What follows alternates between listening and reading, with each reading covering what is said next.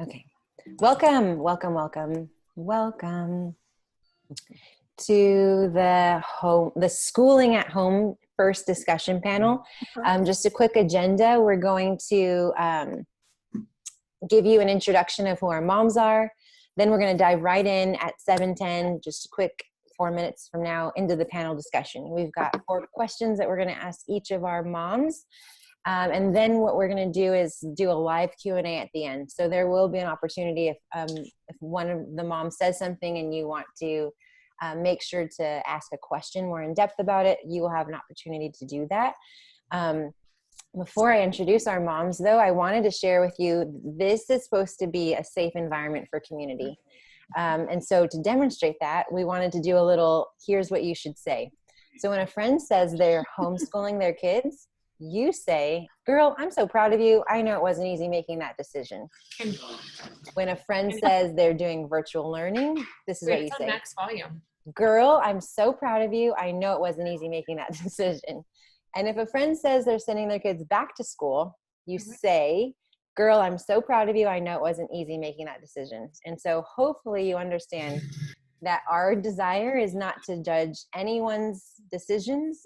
We know that everyone has had a tough decision making their decision for their family. And so as we go into this panel, we ask that that would be the same environment that we're creating. We've asked these moms to join us and to share their hearts with us and to share just what they're finding for their families. But we're not asking them as experts. We are not saying that we know all the answers. We're just saying this is what is working and this is what we're doing. So I hope that you're committed to that safe environment, like we're committing to that safe environment. We pray that you would give us grace as we go into this discussion. I know that there's so much division already on all of the opinions around schooling. And so that needs to be left at the door. There's no room here in this panel for us to judge each other or to just throw anything other than, girl, you got this. And that's really what we wanted you to know, is that we're in this together.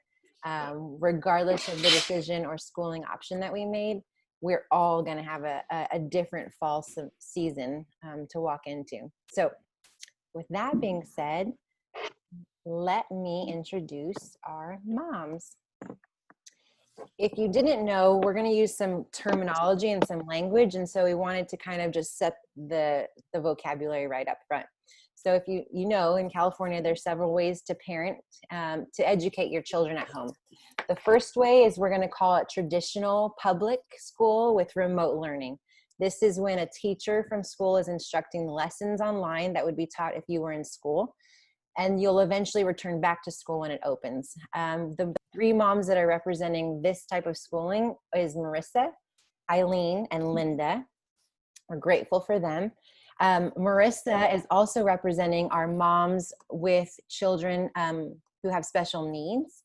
So we're grateful for her. And then also Eileen and Linda are representing moms who are also working full-time, and their spouses are working full-time. So both parents work full-time. The virtual school, we're defining this as the online school program with an assigned teacher and meetup time. These children will not return back to school when it opens. Although Linda is part of our first type of schooling, she's also a school counselor at Roosevelt High School, and so she can help us represent a little bit of the virtual school programming and what it looks like and answer any questions on that. The third bucket is homeschooling. So there are 3 types of homeschooling moms on this panel. The first one is going to be homeschooling through a charter. So that's where co-education is happening between the parent and a public school system. And Rachel is going to be representing that panel or that group of moms. The fourth one is homeschooling through a private school satellite program. So that's where co-education is between the parent and a private school system. And Heather is joining us for that. And then the last type of schooling option is homeschooling through a private affidavit. So this is where parents file private school affidavit to privately educate or homeschool their children, where they pick their own curricular, instructional, and other materials. And we have Krista that's representing that. So moms, we'll start with Marissa, introduce yourselves to us. I was going to say, I think we forgot one mom. Tawana's on our panel too. Oh, she is. Okay, wonderful. Yeah. Wonderful. Yeah, that was last minute. I apologize. Wonderful. I love it. So Tawana's with us as well, doing homeschooling through a charter, right? Yes. Awesome. I'm glad you're here. So let's start with you, Marissa. Go ahead and introduce yourself. Wow. Okay. So I'm starting it off. It's kind of weird because we're sharing the screen. So I feel like I'm just talking to myself. Do you want me to stop sharing? Yes. Okay, Please. let's do it. It's weird. Oh, that's better. Now I see people. Good. Okay. So what do you just whatever about ourselves? How many kids do you have? And that's it. That's about it? We'll get into the questions in a minute. Okay, so I have 3 kids. I have a 7-year-old, I have a 12-year-old, and I have an almost 15-year-old, all boys. I'm the only girl in my home, which is why I'm in the closet hiding from all of them. All right, next up is Eileen. Hi, I have a 3rd grader, Joshua, and a 1st grader, Addie, and they both go to Harada Elementary. We actually just started school in July, so we're full on, started their new grades and everything. And both my husband and I work full time. Thanks, Eileen. Linda. Oh, wait, you're muted. Wait, I'm going to ask you to unmute. I always laugh at people at work that do that, and then I did it, of course. So I have a 2nd grader, 7 years old, Reagan, and a 11-month-old baby, Madeline. And my daughter, Reagan, goes to Ronald Reagan and started in July. And both my husband and I work full-time. Thanks, Linda, for being here. And Rachel. Hi, everybody. So I actually started homeschooling about 5 years ago. And I homeschool right now through a public charter school. And so I'm excited to share with you why we chose that and what it kind of looks like day to day. Thanks for having me. Thanks, Rachel. And Miss Tawana. Hi, guys. 5 kids. Oldest are 22, the twin girls. I have a son that's 20 and a daughter that's 11 and another daughter that's 8. And we've been homeschooling for like 19 years. And we've been kind of, in the Midwest, they have different homeschool options there. But here, we're using the same public charter school. Thanks, Tawana. And then Miss Heather. Hi, guys. So I have 6 kids. We've homeschooled all of them. My oldest is 26 and our youngest now is 4. So we homeschooled the first 4 and they're kind of all older and out of school now. And now I've got 2 younger ones that we're homeschooling, 9 and 4. Thanks, Heather. And then Krista. Hi, I'm Krista and I have 4 children and I am expecting my 5th. And they range from almost 11 and then they're about 3 years apart or so, all the way down to the baby on the way. And we homeschool privately. And I was homeschooled growing up from 3rd grade until I graduated from high school. So back in the days when nobody homeschooled and you were very strange if you homeschooled. And I can still speak to people and stuff, so it works out, You look. Thanks, Krista, for embracing the stereotype is real. Oh, that's so funny. Awesome. Thank you, moms, for being here. We are so excited and grateful. I'm just blown away that we have 36 people on this first discussion. I wanted to, as we get into the questions, just let you know that our VP Kids director is Michaela. She's on the call as well. Hi, Michaela. And Robin is early childhood coordinator, and they'll be monitoring our chat. So if there are questions that come up, our VP Kids team is helping us to take your questions, and they'll give us some next steps for after this. But we're excited that you're here. And again, it's supposed to be just a really casual conversation with moms that we can help answer some questions and just get the community group started. So our first question, is it weird? Am I the only visual person where I want to actually see the questions? Maybe. Mm-hmm. Okay, fine. I want to see people. The first question is, how has COVID-19 impacted your family's approach to schooling and your work-life rhythms? What is going well that we can learn from? And so let's start first with Marissa. Oh man, I knew I was going to be first. I was first last time. Okay, so, okay, approach to schooling and our work-life rhythm. Well, my husband is a principal at a middle school, so he is going to be probably, I think he was actually just told today that he's going to have to be on campus to do all the stuff for his school. And so it will be me and the kids. Now, during distant learning, it was slightly different because he also was working from home at the time. And so we kind of made sure our 15-year-old was set up, walked away, crossed our fingers, and prayed that he was doing what he was supposed to do. And he's a great kid, so he was. But I was completely focused on my 12-year-old who has autism.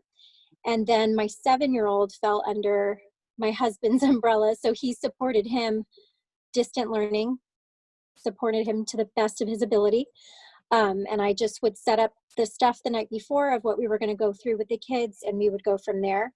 It was a little more challenging with my 12-year-old that has autism because he has, or he requires a one-on-one aid. And that one-on-one aid is his tool to access his curriculum. So he wasn't not able to access curriculum during distant learning. And so that's something that I'm still trying to work through. But we focused on his goals. I did my best to maintain him without having the correct services that he needed. And I thought we did the best we can do. I worked really closely with his resource teacher, and we just did what we could do in that moment. So I'm hoping that things will probably look different when we move into remote. But we're not there yet because I think it's August 11th, right? I think it's 11th. So that's it. Thanks, Marissa. Eileen?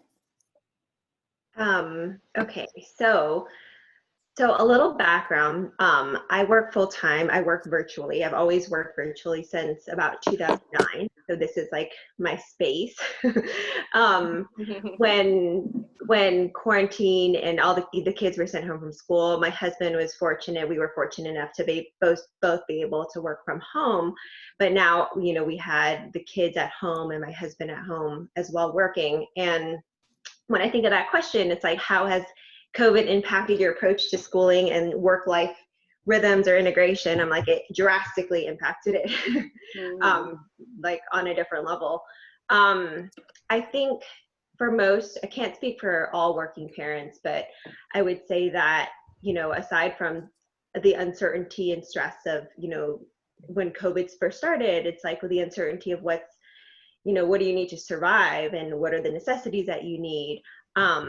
Work for me was also extremely nuts. It was already going to be a nuts time due to transition, and it was like 14-hour days. And I think for me, when I say drastically, it was just that much harder because I kept thinking like, in a time where I could be like thriving as the best wife or the best mom that I could be, I'm like stuck in this room, like married to my computer.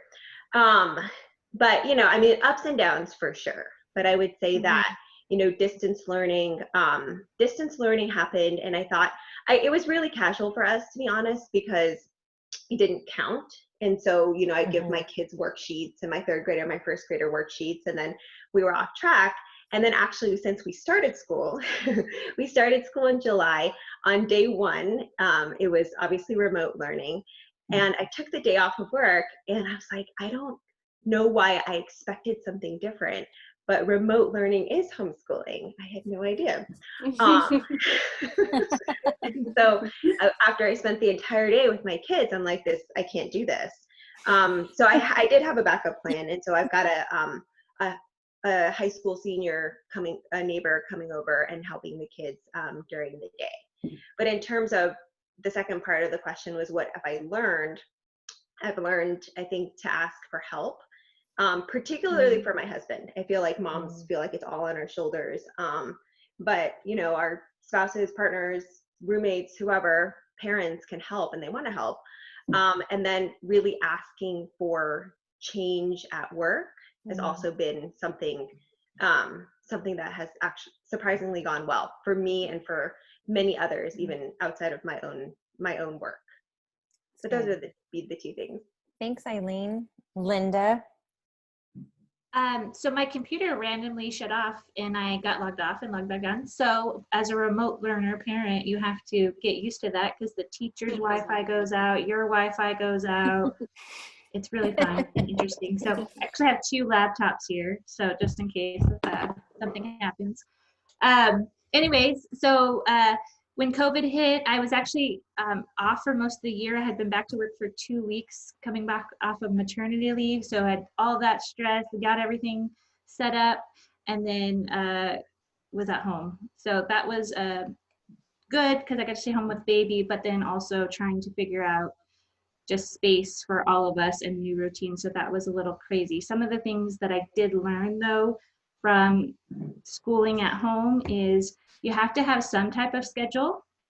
Even if you don't follow it, it's good to just have some type of goal and communication with my husband because we're both home.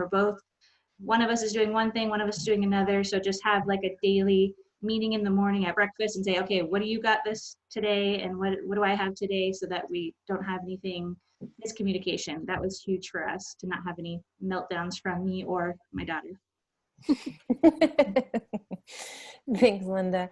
Rachel, the question again we're answering is, how has COVID-19 impacted your family's approach to schooling and your work-life rhythms? What's going well? Yes. Okay. So it's kind of like a 2-question thing. I want to start with the first one.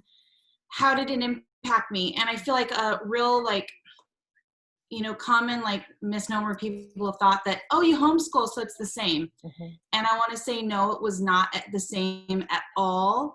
It was like house arrest, mm-hmm. especially in the beginning. But also, our family chooses to homeschool inside, outside, and everywhere. And that's kind of like a different question on how do you homeschool. But so we normally homeschool 2 to 3 days outside of our home. So that was a huge difference. Not being able to go to classes and, sports and all of that. So that was very, very hard. But I want to say something positive because what was going well and what I loved is that I got to choose our schedule every single day. I didn't have to, follow along with whatever was going. I got to choose that. And I felt like that was like a huge thing for us because there was like this roller coaster of emotions, going on with all of quarantine and all of COVID, right?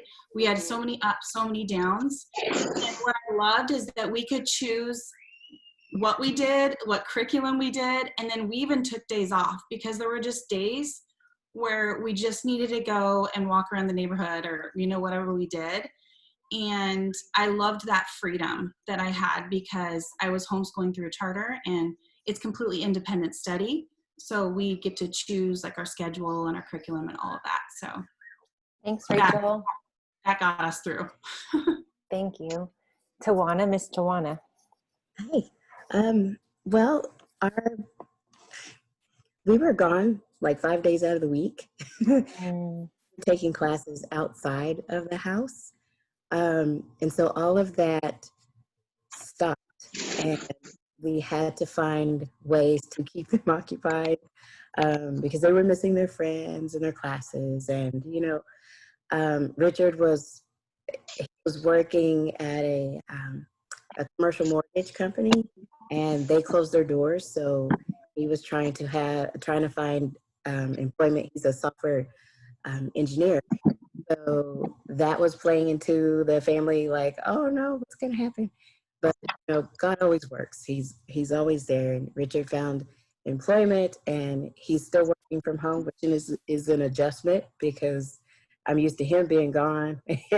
And we had to figure out who's doing what, when, and where. Mm-hmm.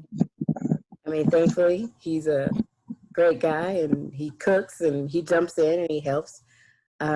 But the kids, they had an adjustment because they no longer had that social in-person interaction. Yeah. And, you know, their music lessons went virtual, and that was a little difficult trying to teach guitar. And she just couldn't, you know, it's different when someone's there to put your hands where they're supposed to be. Mhm. You know, look at the screen. So it was an adjustment, but we learned that we can survive this. I mean, Mm. totally doable. We have to make adjustments that are specific to us. You know? Mhm.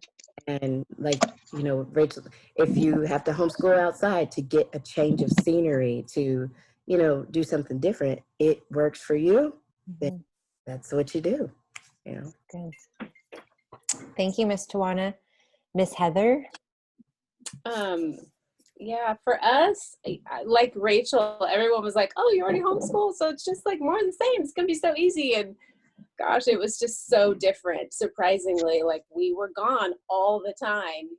I think as a homeschooler, you sometimes feel like you need to be busy so that you justify homeschooling. Like, you need to be doing the next thing, making sure you're keeping up, making sure your kids socialized, you know, all the things. And gosh, once that was just stripped away, it was just kind of like God said, unhurried. That's what I kept hearing. Like, he just wanted me to be unhurried. And so we just slowed down. We sit at the table longer, and I let my daughter kind of veer off. If she wants to like dive into something, we have time to dive in deeper than we used to. And so we go off on a lot of bunny tracks that we didn't used to do, and just a much more unhurried pace. And I've just had to be like, okay with that. Like, okay, we can slow down. And yeah, we've had lots of challenges. My parents were kicked out of their house, so they're living with us. My sister's husband left her, so they're living with us. So we have lots of interruptions and lots of people here. So it's just been emotional roller coaster ride for sure. And just finding out how faithful God is through it all, and being unhurried. And my daughter has like gotten interested in lots of things we never had time to do before. So that's been a good thing to come out of it. Exciting learning to see her develop in ways that we wouldn't have had time to do. Love that. Unhurried. Thank you for sharing that. Miss Krista. So for us also, homeschooling, we have a few days that we were regularly at home, and that's when we did most of our academics. And so I felt like those were our more, normally before COVID, were our more rigorous academic days. And then the other days were where we did things that filled their hearts in different ways and met different needs that I feel like that are important to be doing with relationships and being a part of Bible studies and things like that. Well, obviously all that ended. So my first short-term solution was, okay, I need to figure out how to take those outside things and make them work in our home. And how am I going to bring those in? And for a short-term solution, that was fine. But now going into the next year, it's really caused me to slow down and say, okay, what of those things really served their hearts well and fed them well doing from home? And what of them was I doing just out of routine? That like, well, this is what we did, so this is what we do to meet these needs. But if they weren't serving their hearts well, then I'm reevaluating those things. And maybe some of the things that worked well outside of home don't work as well virtually for us. And so I felt a lot of freedom in realizing that I can choose to say, okay, we're not going to do those things. And we're going to look at how we can best serve their hearts right now. And once I shifted that mindset, that really worked well for me. And there were a lot of things that we've started doing differently again, like breaking out of our four walls to say, okay, this is not school. School has never been held in a classroom for us. We need to get back out once a week into nature because that's where we can grow in different ways. And so we're doing those things again. And I say that has worked really well for us. So if you have freedom to do that, I would encourage you, like, get outside with your kids, even whatever schooling you're doing. That's really made a difference for their hearts and mine. Also, having a regular quiet time has worked really well for us. We're all together all the time, which is like iron sharpening iron, but also can make everyone crazy. So everyone doesn't sleep, but they have space to read or journal or do what they need to do. And I have space to like not hear other voices all the time. So that's been really important too, is just having a regular quiet time rhythm and scheduling some rhythms into our days that aren't strict routines where it says, okay, 8 o'clock, everyone sit down, here we go. And we don't have to be like super rigid about it, but having some rhythms that they know what to expect next, even though things have been different. I found those things to be really helpful for us. That's good. Thank you. That's so good. Our next question number 2, is how or what resources or tools did you determine that this was the right option for your family to school at home? And so I'm going to start with Marissa again. I'm just going to go through the same line. And I am doing my 2-minute timer so we can stay on track with our 4 questions. Okay. So we chose to do traditional / remote learning. And of course, right now, I know we're all gearing up to really stay on traditional learning for, I'm not sure how long. The reason why we opted to do that model was really looking at all 3 of our kids, and all 3 of them are very unique and need different things. But knowing that our one son in particular, Ethan, really needed to have routine and some structure, and really what I guess solidified the choice for me was the idea of him not having his same team, his IEP team. So like the people that are providing him his speech service or his occupational therapy or his even his resource teacher who's providing him that service. I wanted to keep as much as I could, I guess, put my best foot forward in keeping that option for him. And I know, anything about IEPs, I know you're tied to the service and not the person. So I know at any time that could change. But I just felt that was going to be better for him. My understanding of the virtual option was you had to be a little bit more self-led. And for him, I didn't think that would be the best fit. And so I figured if I was sending him that way to school, even though we're doing remote, then it was probably wisest to just keep all of my kids on that same path. But that's why I chose it for our family.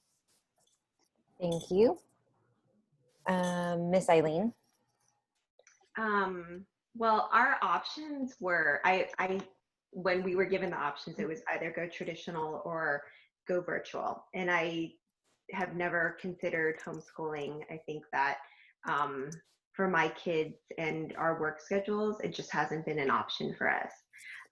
But between traditional and virtual, we picked traditional, even though I think I would be technically considered high risk. But we picked it because I really think that, my kids need the social aspect. They like seeing their friends. They miss their friends. That's probably been the hardest part. They do their virtual Zoom meetings and stuff, but it's definitely not the same. And we have slowly started to see people and neighbors, but traditional. And I think I put a lot of trust in the teachers and the district to say, there will be some level of protection, for the kids and for the teachers. And I'm okay with, participating in forums for that and, really understanding the certain decisions that have been made or, they're still being made, really. And I think for me, knowing that the likely choice will be that we're traditional, but we're probably remote for a long time, I'm starting to consider options for what I'm going to do in September. My kids are off in August, so we've done 1 month now of remote new school, new grades. And so it's either, I figure out a way, my husband and I figure out a way to flex our schedule or do something where we take turns, or, we will likely look for a tutor or some sort of supplemental learning, bring somebody in. Alternatively, I'm trying to see if, there's maybe like a pod of moms or dads even in my kids' classes that, want to rotate like homes for teaching and helping to supplement their education, or even helping with homework.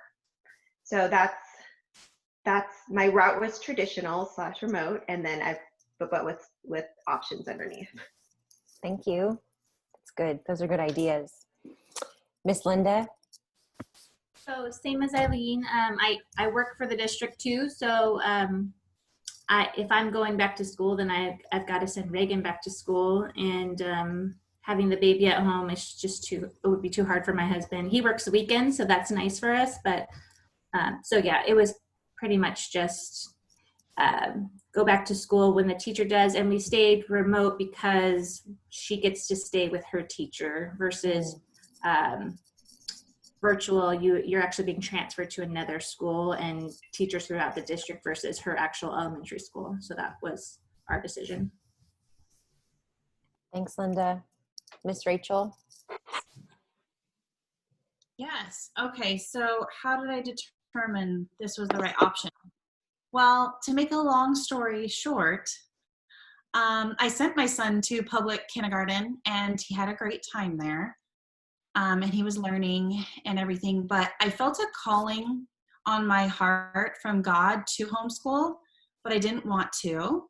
And so I sent him, but then like, it just like God kind of like solidified it in my mind when he had 33 kids in his kindergarten class. And I just wasn't done being the main like teacher, I guess, in his life. I don't know. That was like a big part of it. I was like, I want to be more of the influence in his life. And then half day kinder was like killing me because I had 2 little ones too, because I had 3 kids in 4 years. So I was going to just homeschool for like a couple years to get through the half day kindergarten because his sister was going to be in TK the next year. Then she was going to be in kindergarten. It was in like 3 years of half day. So you guys probably know when you have like different kids and I was like, I don't want to do this. But then I just fell in love with it. I loved being his teacher, and I loved having my kids, and I have support from my husband, and even my neighbors like help me with watching kids. So it definitely takes a village, you know, and I didn't have the village when I first started, but God just slowly provided. And so like the more I trusted in him, the more he brought, you know, support and help my way.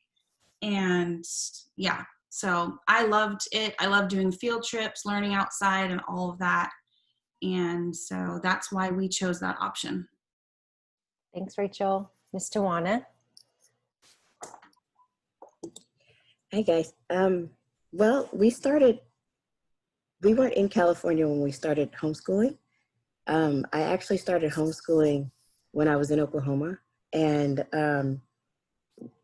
it was just something that I naturally did with the kids. We would, you know, go through the alphabet and, you know, do all these fun things. I always tried to make it fun.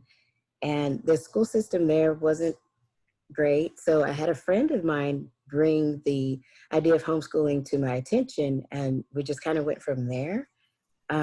Here in California, we chose the charter school because it still gave me that choice to choose my curriculum for my kids. And I guess that's a thing with me. I like to control what, you know, I don't want someone telling me you're going to use this. So getting to know them and knowing what they needed that's how we chose our curriculum from the charter school vendors. And with Helena and Fia, they tend to like the art and dance and all those sort of things. So depending on what they were interested in, that's the road we chose. One semester they wanted to do horseback riding, and I personally could not afford horseback riding lessons, but the charter school was able to provide funds for that. So they got those lessons and swimming, you know. So it's basically what they find, you know, where their interest is. And some of those things like music lessons, I want them to continue in. But that's basically how we chose the option to use the charter school, because they allowed us to choose the curriculum that we can use. Thanks, Tawana. Miss Heather? Well, obviously we didn't start because of COVID, since I started a long time ago. And at that time, I felt like God just called me to homeschool. My daughter was 2, and I was like, no way. The only homeschoolers I knew wore long dresses and weird clothes, and I was like, I'm not going to be one of those. But he just kept putting it on my heart, and honestly, we just did it out of obedience in the beginning. I didn't enjoy it. I felt sorry for myself sometimes. I felt like it was exhausting. By the end of the week, I was like, it felt like I'd run a race, and then I had to start again next week. And every week just felt like just exhausting.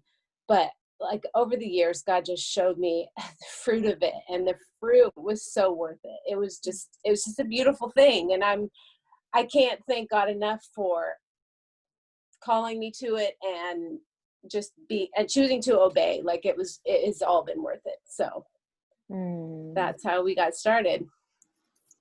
Thank you so much, Heather. I love your heart. So honest. Miss Krista.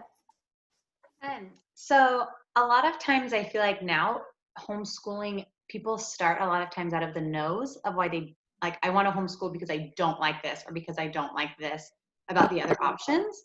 But for us, it was interesting. It was kind of on the flip side, that ours was mostly because of the yeses of the things we did want out of homeschooling from the start. So we really wanted to be the first voice and like the biggest voice, I guess, in our kids' lives, that they were hearing the most. And especially with my husband's job, he works law enforcement. And so there are times that he's gone for a lot of time or works weird hours, and he would be no voice during certain seasons of our life and our kids' lives if they were in a regular school system. And when we're selecting our curriculum, we always are trying to choose things that are laying out our Christian worldview for them, so that the view that they're getting used to seeing things through is through a Christian worldview lens. And that's part of why we've chosen to go private, because then we're using our own funds on everything we purchase, because we don't have any other funds coming in. But then that means that we can choose things that are religious for everything, which was important to us. If we're going to be doing it this way, that's the way we wanted to do it. We also, I mentioned like a family schedule, the freedom in that was really important for us to be able to just change things and say, you know what, Dad has vacation for 2 weeks in February. So guess what? We're taking off 2 weeks in February. And that's been wonderful to have that freedom that we might not have otherwise. The relationships within our home is another reason we said yes, is really wanting to be able to like make our kids' closest friends each other. And it's not necessarily easy or like natural all the time, but I see it paying off. And we've just seen a lot of fruit in that. And also it's been interesting because it's naturally led to our friends being other family friends, that like most of our kids' friends are not like individual other people, but it's like family units that we kind of have clung to together, which just creates special relationships with like-minded families who speak similar truth and life into our kids. So those are some of the reasons that we chose a little snippet of why we've chosen to homeschool how we have.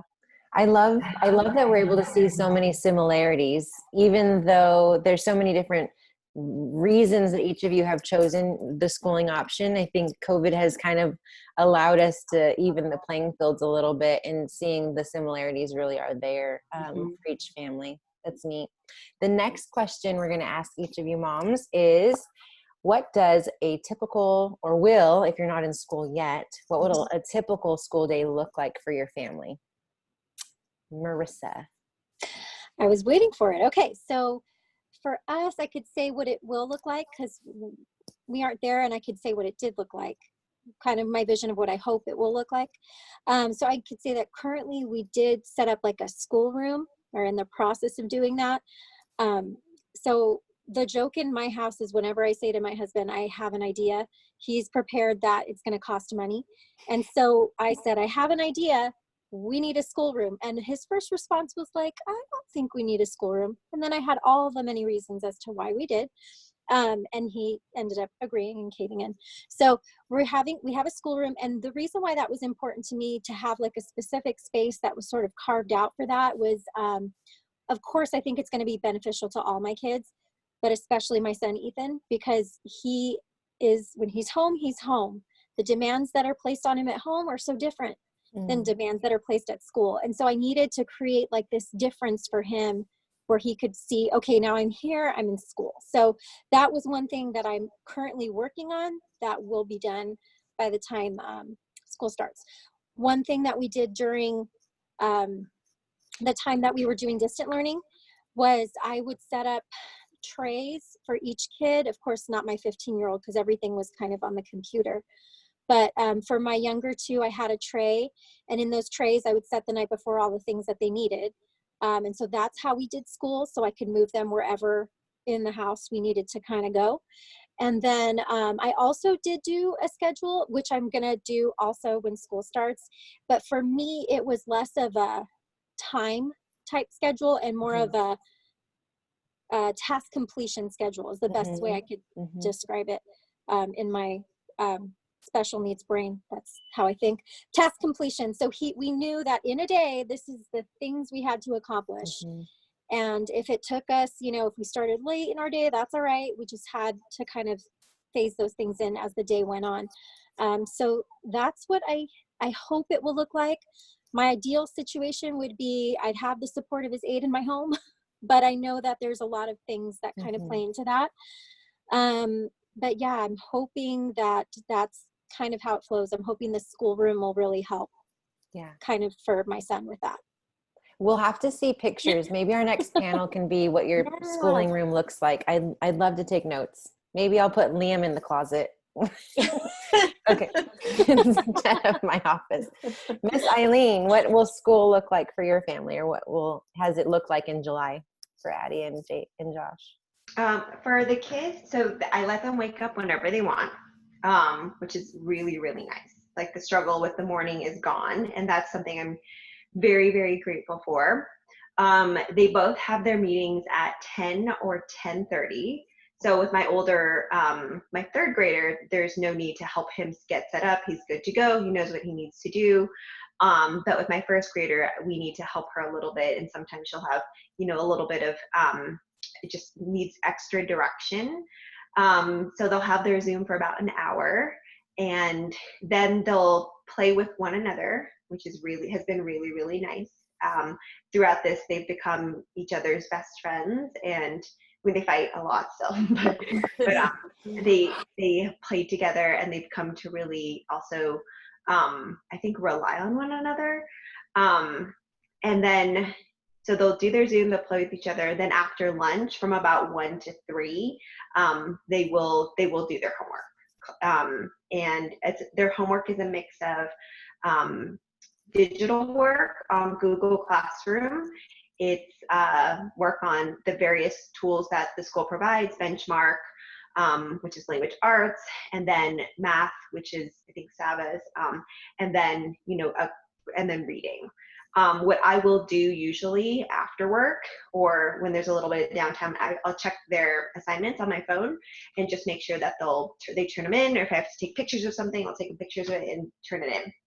And then after, we will go scootering or walking around the block, or some sort of sport and activity. And then bedtime, we're not strict about bedtime at all. So they can go to bed with us later than us. Usually that's not the case, but they get enough rest. Thanks, Eileen. Linda, what does school look like for Reagan? We're like the exact opposite, Eileen. That's perfect. That's the kind of panel we want. So yes, tell us.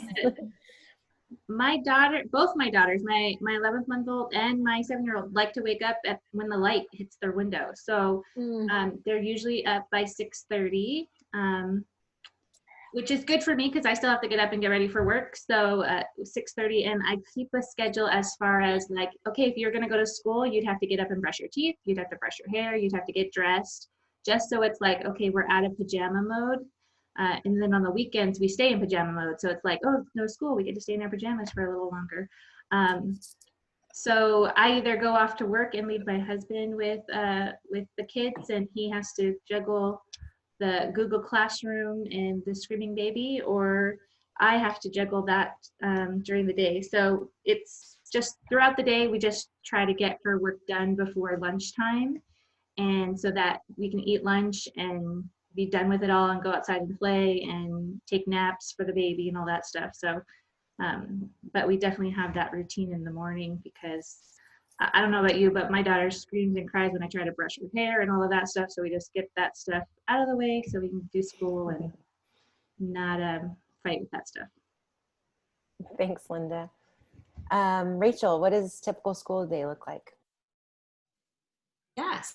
Okay, so we were talking about school spaces, and I wanted to mention that first because we used to school around the kitchen table for a long time, and we actually just like made a schoolroom, which has been nice, but we were super successful with the kitchen table too, and we would go in the backyard and then the front yard, and we would just kind of school everywhere.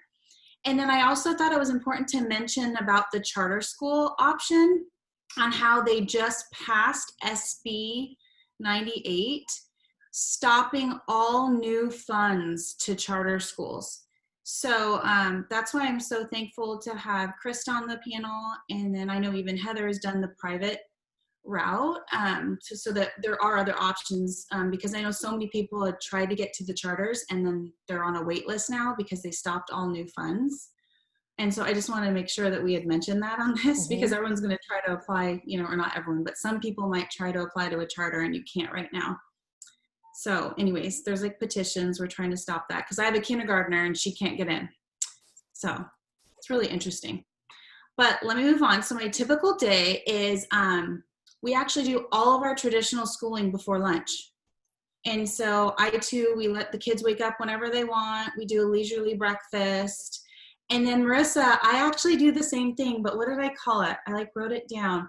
I do a checklist schedule. Okay. Because I'm not super okay, 8 a.m. we must do math. And then, it's 9, you have to stop. I'm not like that where I feel like if my husband was doing this, he would be more regimented and that's totally fine. But I'm more let's just get the stuff done and take breaks when we need. And, let's read a book now. And so we just do a check off list. And so my kids, and they're going into 3rd and 4th grade, but last year they checked off, all the things that they did. And then once they were done, they were done. And it would take about till lunchtime. But then after lunch, we do hobbies. They get their rewards. We do movies, science experiments, painting, playing. All of our creativity time kind of happens then because we'll go to different things. And then that's also too, I have a business at home and that's when I get some of my business stuff done. And we also love to read books together and we usually do that in the afternoon. The baby used to nap during that time. But I also want to say too that we do quiet time or sometimes we even do separate time. I think it was Krista that was saying I just need to have a time when, I don't hear anyone talking. And so we do the separate time, but it's good for them too, because there's a lot of times when the kids actually want that. And so that's what our schedule looks like. That's a good idea. So have you ever heard of when you tell your kids, okay, so mom's going to take a nap, wake me up in 30 minutes and we'll do chores. Everyone, I'm telling you, you will get a nap and they will be so quiet for the time. I'm going to put that in my back pocket. That's a good trick. Miss Tawana, what does a typical school day look like for the girls? Well, we wake up when we wake up and we get our day started. I have a morning routine for them and all of the things, I have to write things down or I'm going to forget. So I have a little laminated sheet on the refrigerator of their morning routine so they'll know what they need to do and I'll know what they need to do. And then they start their school day with devotion. And I have usually we'll pick a devotion, daily devotion book. And then they have this worksheet. I kind of created it and it, ask questions so they can think about, what this devotion is actually saying. Because I don't want them to read it and say, I read it. And it's well, what does that mean to you? How does this apply to your life? So that's how we kind of include the Lord in our homeschooling. I love Christian curriculum. I wish we could use it with the charter school, but we can't. So throughout our day, we just, include the Lord because, and then I have on, well, okay, so we school everywhere. And when we were in Missouri, we actually built a house that had school rooms, and we ended Whoa. up using those rooms. We ended up schooling where we felt comfortable. And so now we're in the kitchen, we're in the, front room, we're everywhere. Um, and our hub, where we're at, I have a big dry erase board. It's on the wall. And we made that from, well, Richard made it from getting like paneling, wall paneling from Home Depot. And it's just a big wall size dry erase board.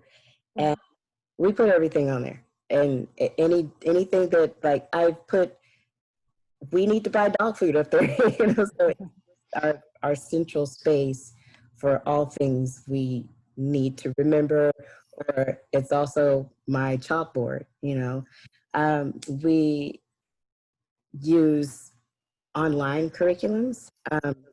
And I forgot to say, we actually chose the curriculum according to how they learn, because Fia is very, she likes to move, she's got to keep moving.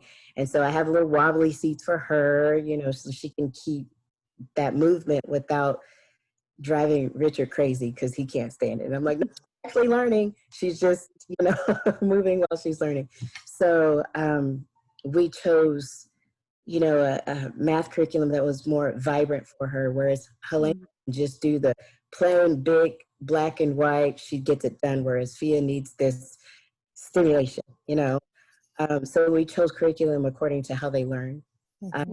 And so anyway, they get up, they do devotion, have breakfast, and we go on to the different subjects as we feel we need to. I have my checklist to make sure, okay, we did that, we did that, we did that.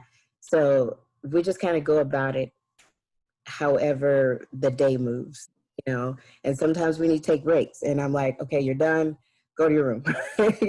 Sometimes you have those attitudes and you just have to I have to take a break, And so we let our day flow in the way it goes. And, there have been times when I've had to deal with attitudes and I'm like, okay, I need to pray, Give me no, you need to pray, So it's like, we take those moments as they are. And I'm not the rigid schedule person either. So I can't do 8 o'clock math because I'm asleep and I don't like math at 8 in the morning. So do what works for you. And so when we're finished, I don't have a set time to finish. We finish when we finish, and if that includes, hey, we got to go to the grocery store because I can teach you how, to buy these certain items, what to look for and calculate. So it just kind of goes with how the day is going. But I do have my checklist to make sure we've hit all the subjects. So. Thanks, Tawana. Miss Heather, what does a typical day look like for you? Yeah, a typical day for us usually starts the kids get up around 8 o'clock, and we try to be starting school by 8:30, 9 o'clock. And we also start with devotions. One thing we always start with is just family prayer. Used to be before my husband went to work, and now it's just before he goes upstairs to his office. And that's the time when they practice their memory verses and that kind of thing. We just kind of do that. It's not very long, 15, 20 minutes maybe. And a lot of times I'll give them breakfast during that time. Like I'll be reading the devotion and we'll kind of be eating at the same time. And then we'll move on to just the basics. I feel like they get the math, English, all that kind of stuff done better in the morning. So I usually try to accomplish those things in the morning when they're fresh and not by the afternoon. It just doesn't work well for us. So usually by noon we would have all of the hard-hitting stuff done and have lunch, go outside and play. We have quiet time from 1 to 2. We will read stories during that time sometimes, or sometimes they'll have room time and I'll have room time. It just kind of depends on what seems to be needed at that time. And then at 2, it was usually like we used to go do sports and stuff. So I'm not sure what that's going to actually look like this year, what we're going to be involved in. And, you know, we'd have play days stuff planned. So we'll see. That's probably going to look different. We're doing a lot of arts and crafts, a lot of cooking. So probably that kind of stuff in the afternoon and PE stuff, go to the park. I mean, yeah, that's pretty much a typical day for us. Thanks for sharing. Miss Krista? Sounds like our days are a lot alike, Heather. That's kind of how ours feels too. So we kind of, get up in the morning when they get up. I actually give mine a time that they can come out of their room, that like I'd like for them to stay in there and hang out until about 8. So that way I have time to like start a cup of coffee and pray myself before I'm like bombarded with all the questions. And that was something I used to not do. COVID started that. This is like a COVID side effect. Because it just felt like we're together so much that I need that to start off myself with my heart in the right place. So that helped me. And then we always have breakfast together, and they have some morning chores they have to do first thing. Everyone has chores that kind of fit in different places in our day. I find that the more that we're at home, the more messy our home gets. And so isn't that funny how that works? So I feel like that's been a new thing for us, is we've been having to really figure out how is everyone carrying the load of that together well. And that's been a new training thing for our family. But in the morning when we have breakfast, we call it our morning box that we do, and it has our Bible time and memory verses, and we do a hymn study every month. So every morning we sing a verse of a hymn, and then by the end of the month we've learned the whole thing and talk about the words of them and the meaning and who the writer was and all of that kind of stuff. And that's just kind of a nice way to start the day. And it doesn't feel heavy academically. And we do poetry too. Everyone has a poem book for their age, but it's not like it's not in a weird way. Like, read your poems, children. It's like, it's super laid back, and it gives them a chance to read aloud to each other and not have it feel like I'm having to practice reading aloud. But that's important to be able to read aloud.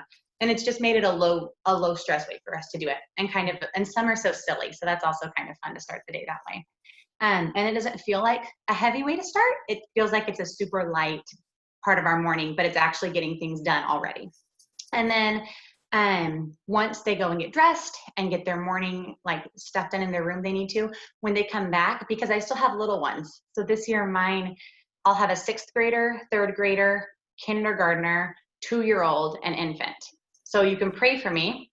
And also though, they kind of have to help each other in different ways. So we're kind of a team in it. So like my youngest 2 will watch like a preschool age show together intentionally. Like I don't just like let it happen. It has to happen kind of. That like we pick a fun show for them to watch while I do the school that I do together with my big kids. So a lot of our schooling we do as a team, like our history and our literature and a lot of our writing is all something we do together. And then just the work that they're doing varies by their grade levels and their abilities and what their strengths and weaknesses are, where they need to work harder or not. So we'll have together time. And then when I need more individual time, we do something, whoever our youngest is, now our youngest, our 2-year-old will be Alice. So we'll call it Alice time. And so we'll have a time during our school time where each of the other kids will spend time with Alice for a period of time. And they'll have a list of options of things they can do with her. And that's Alice time. And while one is having Alice time, I'll get one-on-one time with one of the other kids while the other one is doing something they can do independently. So that way we kind of rotate through that. And then by the time we're through all of like everyone doing Alice time and independent work time and time with mom, then it's like it's lunchtime and we're done. And we've kind of gotten through everything by that point.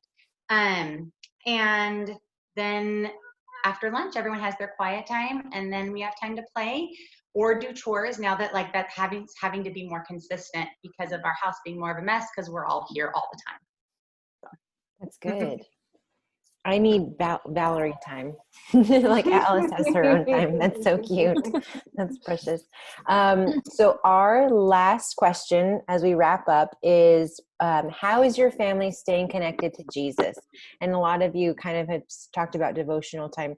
And then how have you seen God move in this time? Because I know we can see a lot of, I love, someone said COVID side effects. So how are we seeing God move in this time? Okay, Marissa. so I'm first, right? Okay, I'm on. Like, Okay. you know the drill. So of course, Sunday we've been watching church every morning, or not every morning, every Sunday we watch church as a family on our couch in our PJs, and so that's been consistent, and the kids expect it. It's part of their routine. When this first started happening, I think during kind of the tail end of the school year, we had started doing like a family devotion time. And again, full transparency, being completely honest, we definitely fell away from that a little bit in the summer. It kind of threw things for a loop, especially as Jesse was trying to figure out what was going to happen at his job. And he was a part of negotiations for his school district. And then, you know, all the things with the kids for me at home and other advocacy type things happening in my world. So definitely fell off. So we hope to get that back and solid. And that's why I love the ideas that you guys were giving in the chat for different books. But what I will say, I saw a lot of was, I had a lot of intentional time, even though we didn't necessarily hang on to that family time and do it as consistently. I had a lot of intentional time with my oldest son. And I find that, you know, he's going to be 15. It's so different when I was his age versus now in terms of like what information he has at his fingertips. And that to me is something that's new, because the things that he knows are things that I would never have known about as a almost 15-year-old. So he has a lot of questions and a lot of ideas. So him and I, it hasn't always been perfect in terms of my response, but he's had some struggles, especially with everything that's going on right now and his immaturity and what his understanding is of God. But I feel like there opened a lot of conversations that him and I had, where, you know, he even shared with me like a YouTube video that I was like, oh my gosh, I don't know who this guy is, but I need to have some words with this individual. But I did talk to my son about worship and the view of what this man was sharing, and where I'm coming from, and scripture to back it up and some stuff like that. And we had a really great dialogue. So I think I found that there's been more intentional conversations happening with our older son and us. And I know in his Ignite, he's been watching that on Wednesdays, and he will, I think Pastor Christian had him going through Proverbs. So we've been doing that. It's a little heavy, but it's still been, again, a good segue to having some great conversations. And I've even reached out to Pastor Christian, asking him for other ideas with just the way these kids take in and process things. Because a book devotional is not something I think my son would be excited about. So he gave some great resources that we could then check out. So that's kind of like our next step with him. But it's different than what we would do with like my 7-year-old and my 12-year-old that has autism. So but that's how we've been staying connected. And the way that I've seen God move is kind of in having those conversations with him. I don't think if we were maybe cooped up in the house all the time, he would have necessarily the time that he's had to find this interesting information and bring it then to my attention so that him and I can talk about it. So I'm grateful for that. And I definitely see God move in a larger way in terms of binding so many parents together, and we're all kind of looking at how to help each other. There has been some division, of course, I've seen that too. But again, I see God shining light on things that maybe weren't in the light before. So I've seen a lot of that too, just in the world around us. Thank you. Eileen, have you seen God move?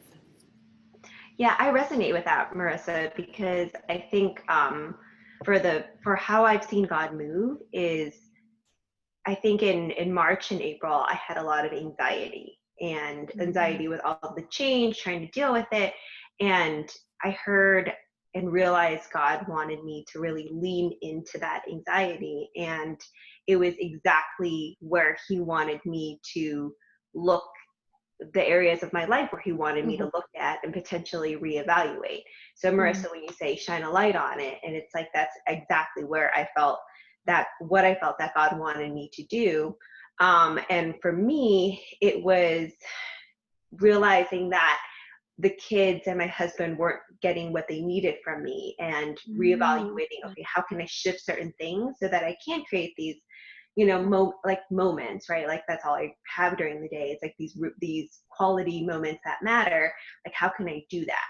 And how can I do that by preparing better? Or how can I connect with my husband better? Or how can I show my kids love in the way that they want to be shown love? And so I thought that was really awesome because, you know, I feel like anywhere where you need prayer, or that you're praying for, you know, it is exactly where God wants you to zoom in and focus on. And then how we're staying connected is we, in addition to prayer, and we are actually still doing our community groups and small groups. And so we'll do either online Zoom meetings or actual mini socials. And then my husband and I have a Study Gateway subscription. And so what we do together, which wasn't always natural, it was very hard at first, but it was actually, we do watch a series, and we either watch a marriage series, or, you know, something that we both might be interested in. We'll watch the session. Sometimes we discuss it, sometimes we don't, and that's okay. But that's how we've stayed connected. That's so good. What's it called again? Study Gateway? Study Gateway. It's a lot of the Bible studies that that Zondervan has, or even Church Source is on there, and it's the video sessions. Cool. Thanks for that resource. Miss Linda. So staying connected, that's been a roller coaster. I feel like when everything started, I was watching church every Sunday, and I was watching multiple church services. You know, it was so great to see different pastors and churches. And then, you know, summer hit, and it's like, oh wait, today's Sunday, and it's like 4:00 in the afternoon, and I'm realizing it's just Sunday because you lose track of your days. So I think I've just gone through the roller coaster of I'm really connected, and then I'm not, and then I get together with my good girlfriends, and I'm like, oh yeah, I need to get back on track with that. So it's nice to be home and slow down, but it's also I'm missing the let's go to church and have that routine too, because it's easy for me to forget that the day of the week it is. Now that I'm back to work, that won't happen, but with summer break, though it's hard. What was the second part of the question? Staying connected. How have you seen God move during this time? Oh, how have I seen God move? So I think it's just was slowing down. So when my husband actually got injured, so he was off work for a few months when COVID hit. So we normally don't have days off together. So I literally had the whole year off with the baby, and with him half the year off. And that just doesn't happen. So we just had a lot more time together. So that was good. But then there's also adjustment because we had a lot more time together. Just finding that balance. And then just being able to be blessed with appreciating my children and spending time with them. There's been things in my past that there's been some stuff. So just having that time with them was really, really important, and allowing that to really hit home with us. Thank you for sharing. Miss Rachel. Hello. Thanks for sharing your hearts, ladies. You into this roller coaster ride that we've all been on. It's been so isolating. And so I'm really excited that we're all here kind of sharing our story, because it kind of brings us together to, you know, bear one another's burdens and happy times and all of that. We also started doing like a family devotion time. And so moving forward, we don't even know what's going to happen, but I want to continue that. So we've been doing it in the mornings, but it's like if we have to do it in the afternoons, you know, if my husband's working at home, or if we have to do it in the evenings, I definitely want to continue that, because it brought my husband into it, where normally it was just like me and the kids, you know, and so I really liked bringing him into that, and so that the kids can hear his voice and his different ideas, because it's crazy. We're so opposite. He always has something completely different to add, and I love that. You know, kind of like all of us, we all have different ideas, and like the more the merrier. And then we actually do a Bible study called Bible Study Fellowship, and it's a study where your kids can do the same study with you at their level in their own age groups. But I'm not sure if that will kind of continue, because it wouldn't work in a virtual setting. So I want to find something like that I can do at home, either with other moms in a group or just with us, and you know, study God's word together with other kids, you know, giving input and stuff. But how have I seen God move in this time?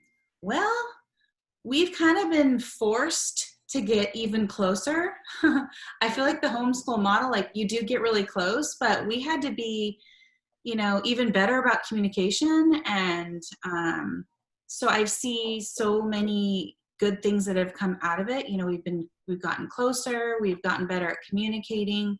We literally had to, or we were like not going to survive this. And so a lot of prayer, a lot of support from friends and other people praying for me. You know, we have made it through, even though it's not over yet. But I know with God's help, you know, we can do anything. Yeah. Thanks, Rachel. Miss Tawana? So we start out with devotion in our day, and I gotta admit, Sundays have been really easy for us. We don't have the morning rush and, you know, the frantic, oh my God, get out the door in time, you know. The kids do the church lesson for them on Sunday. They do it by themselves. I don't have to, hey guys, did you watch your church service? They'll watch the big church with us. Nightly, Richard usually reads. We've been reading Proverbs as a family. So, and then we have our small groups that have gotten together, sort of, but most of it's virtual. And that's just basically how we've kind of stayed connected to, you know, God, and just keeping in prayer, you know, because this is a very difficult time for us. We're facing challenges within our family, you know, outside of our family, and staying rooted in the word has really, I know it's pulled me back from losing my mind sometimes. Because challenges with, you know, kids and all these different things coming at you in different directions, staying rooted in Christ has really kind of kept me sane. You know, I have my closet that I go in, I cry, and I'm like, Lord, you know, but that's mostly how we stay connected, is devotion in the morning, and we read at night as a family, and then on Sundays we do church, and then we have small groups throughout. That's it. Thank you, Tawana. Miss Heather? Yeah. How would we family stay connected? Obviously, we were watching church for a while, and still are, and that just wasn't enough. We, like everyone else, it's such a roller coaster. We had so many things bombarding us from so many angles. It was more than we could do on our own. So we just started getting on our knees and crying out to God. And we had never done that in our marriage before. And it was awesome. It was just such a humbling, raw, strip you down experience. Like, he just is winnowing away and revealing all the stuff that you didn't even know was in your heart that he needed to get rid of, you know. And it's it's been so hard, but so good, you know, like, just so thankful for how his grace has just filled and boosted us up, and and been there to, I mean, I've never felt closer, I think, to him, even through this difficult, all the things. So I feel like he's just calling us more and more to intimacy with him, just that he is our friend, and he's everything. He's worth it all. So I guess that's how we're seeing him move in our lives and in our family, is just like stripping away all the stuff that's not necessary, being unhurried and focused on him in this time, and just really seeking that intimacy with him, getting on our knees and having him be everything. That's so beautiful. And thank you for being so vulnerable, because I know marriage is hard already, and now we're stuck in the same house. It's just like the enemy is just really attacking marriages. And so to be, communication is already difficult, and now we have to be really good at it overnight. And so that's hard, so hard. Krista. Sorry. Thank you. Heather, thank you so much for what you shared too. That resonates a lot with me too. I think that similarly, God has been slowly stripping away other things from our lives, that some of them by force, just because they don't exist anymore, or because economy took a different turn, or because whatever it is. So I think that, God has definitely stripped away a lot of things that we didn't realize that our security was leaning in a lot, and that our comfort was probably falling in, and even called me away from ministry that I had been involved in for a really, really long time, where my heart had been for so long, and been really revealing to me just the real value of motherhood. That I think that no matter what path we're choosing in our homes, of how we're choosing to educate our children, we're all mothering in a different way. And I think that I'm mothering with different intentionality now than I have in the past, because there's not so much of a crazy busy everywhere. And it's just caused me to slow down and really look at what matters, and how am I tending to their hearts well. And God's just really encouraged me to be willing to be a voice to encourage others, where I think I probably would be hesitant in the past, and maybe a little bit less willing to speak. But to redirect my heart to be willing to be a voice to speak out just for the gift of motherhood and the high calling that it is. And realizing too that this new normal, that I feel like that phrase that keeps coming out everywhere, is spoken of as such a all as negative things, like the new normal of always distancing, and always masking, and always hand sanitizing, and always whatever all the new normal ways are. But realizing that this new normal also could mean this beautiful closeness, and unhurriedness, and more stillness, and more heart time with our kids, to have those harder conversations, and deeper time with our husbands that maybe a year ago would never have been. So God's been really working on me too. Thank you. Ladies, thank you so much on the panel for answering these questions. I wanted to just turn it over to Linda. She had just a quick devotional that she wanted to share with us. And then after that, I'll let Michaela talk about next steps for schooling at home. So I started a Bible study with a few of my girlfriends, and I hadn't finished it. And this week I finished it, and I thought it was very, very good for what we are talking about. It talks about peace.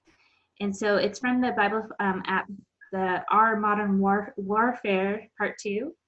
And it says, when we choose peace in the midst of difficulty, we are taking a firm stand that we believe what God is offering us is better than the lies of the enemy. The enemy excels at creating chaos and turmoil in hopes of drawing us away from God and the peace that He alone can offer. So I just wanted to encourage all of you ladies that we're all going to get overwhelmed, and just take a breath, ask yourself, is this worth actually stressing over? Because I know when I do that to myself about 99% of the time, I'm like, why am I even stressed about this? And ask God to give you peace, and then you have to sit and be still, because he does give us peace, but we have to be able to listen and turn off all the noise. So I love hiding in the closet. That's such a great idea. And then I'll just leave you with John 14:27. Jesus said, peace I leave with you, my peace I give you. I do not give to you as the world gives. Do not let your hearts be troubled, and do not be afraid. So I know everybody's saying it, but we are in this together, and we are a community, and we just have to remind ourselves that we're doing the best we can, and God will be there and provide for us if we ask him to. Thank you, Linda. Love all of you so much. And I hope that God does grant all of you peace during this really hard season. Miss Michaela, will you close us out? What should we look for next with VP Kids? Yeah, thank you guys so much for this super, super helpful conversation, and just this dialogue that we were able to participate in. Definitely, Robin and I were taking all the notes just because we had been wondering what our families need right now, and I think this really revealed a lot. And so we are taking all of our notes, and we are gonna, I guess for the next step that we're gonna take is just to continue this conversation. And so we created a Facebook group through, let me just show you the easiest way to find it, because I was having trouble finding it myself. I'm like, I'm Facebook illiterate. I feel like, so I'm trying to have grace there. So if you guys go onto the VP Kids Instagram, it's in the link, and it's the first button there. I feel like that's the easiest way to get it to all you guys.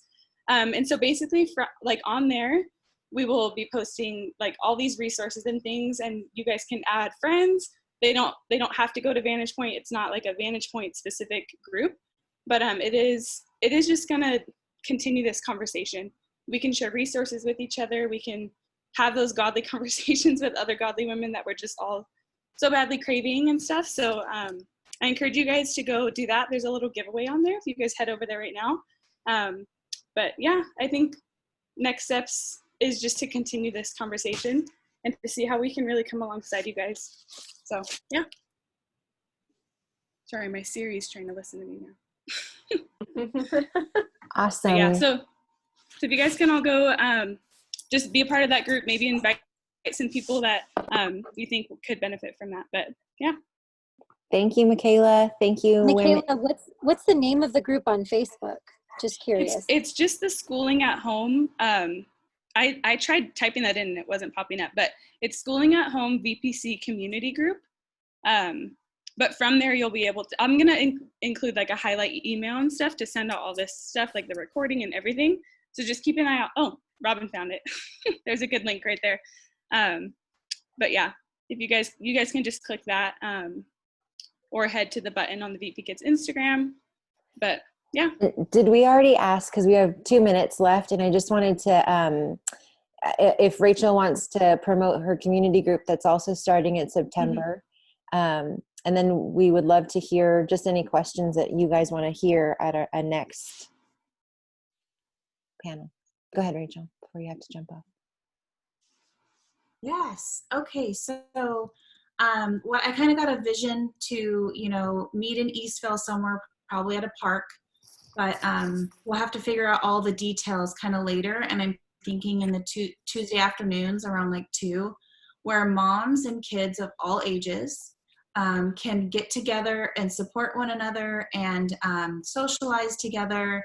And then it would morph from like, maybe we would do a Christmas thing, or, like it would just, maybe we would do a field trip together. I don't know. But I'm also looking for other leaders to like facilitate it with me. So just pray about that if you'd like to like step up, because literally I'm just saying everyone get together. It's not like some, big leadership role or anything, but I definitely need people to help and support me for when I can't be there and all of that. So as we get more details, it'll be on like the church website under community groups and all of that. So be looking for more details soon. And I can also post it in that Facebook group too as we get closer. So yeah, I think that's all I have to say unless someone has a question about it. Oh, can I say something really quick? Just Yeah. from the group side of it. So I love that that's what Rachel is doing, and I can't wait to figure out what park and what time and show up. But what I also wanted to say is if she picks a day and a time that maybe is not the best for you, and yet you feel really called to create something else that's on a different day, it would be so cool if there was something happening 5 days a week minimum at different places around us that we could just take our kids to and be a part of and get them out and get some air and socialization. So if you feel called to be a group leader. Shannon's doing a dance. I think she liked it. I like her dance. Shannon's in my group. I'm used to the dancing. I talk white noise to it. Okay. But anyways, just to say that as well. You can also just contact Val or me about that. We would love that. Ladies, do you guys have any questions for the panel or any other open forum? I have a question for Michaela. I'm Instagram illiterate. So I went to the BB Kids Instagram, but I don't see the link to Facebook. There's just the link on the profile right there. If you click that, it will show you a bunch of different buttons, and it's the top button. And it says VPC. It says Schooling at Home Community Group on Facebook. I'll share it with you, Linda. I found it already on Facebook. That really shows our age group, the people that know Facebook versus the people that know Instagram. I found it. Nailed it on Facebook. Okay, I'll send it to you.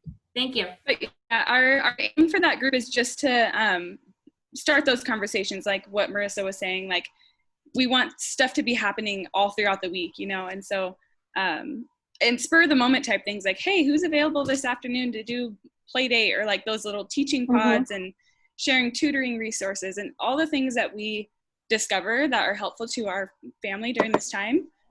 Sharing that with others, just providing a space for that. That's our intention there. Thank you, ladies. We are going to close this out now. I hope you all have a good evening. Thank you. Thank you, Thank everybody. you. Bye, everyone.